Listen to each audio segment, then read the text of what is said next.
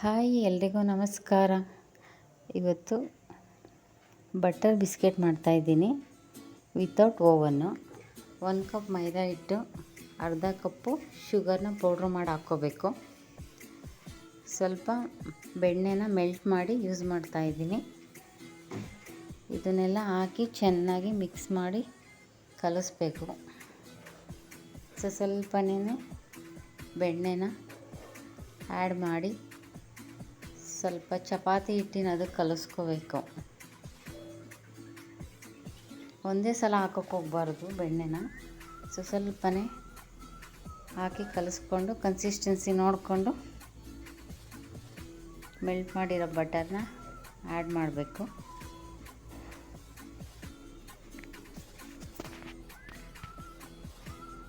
ಕಲಸಿದ್ದಾದಮೇಲೆ ಒಂದು 15-20 ನಿಮಿಷ ಅದನ್ನು ಹಾಗೇನೇ ಕವರ್ ಮಾಡಿ ಇಡಬೇಕು. ಈಗ ಕಲಸಿದ್ದಾಗಿದೆ ನೋಡಿ, ಈ ಥರ ಇರಬೇಕು ಹದ.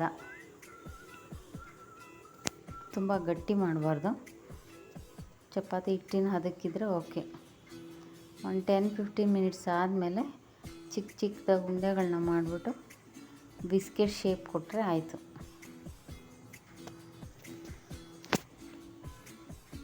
ಈ ಥರ ರೌಂಡಿಗೆ ಮಾಡ್ಕೋಬೇಕು. ಒಂದು ತಟ್ಟೆಯಲ್ಲಿ ಬೆಣ್ಣೆ ಸವರಿ ರೆಡಿ ಮಾಡಿ ಇಟ್ಕೊಂಡಿದ್ದೀನಿ. ಇದು ವಿತೌಟ್ ಮೈಕ್ರೋವೇವ್ ಮಾಡ್ತಾ ಇರೋದು. ಮುಂಚೆನೇ ಒಂದು ಬಾಣಲಿನ ಕಾಯಕ್ಕೆ ಇಟ್ಕೋಬೇಕು.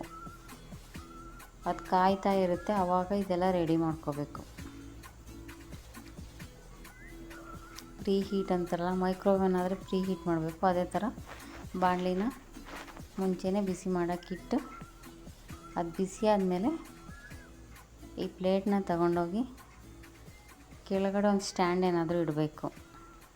ಸ್ಟ್ಯಾಂಡ್ ಇಟ್ಟು ಇದ್ರ ಮೇಲೆ ಆ ಪ್ಲೇಟ್ ಇಟ್ಟು ಒಂದು 20 ಮಿನಿಟ್ಸ್ ಮೀಡಿಯಮ್ ಫ್ಲೇಮಲ್ಲೇ ಬೇಯಿಸಬೇಕು.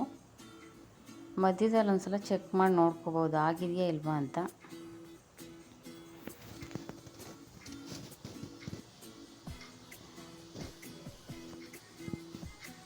ನೋಡಿ, ಚೆಕ್ ಮಾಡ್ತಾಯಿದ್ದೀನಿ, ಆಗಿದೆ.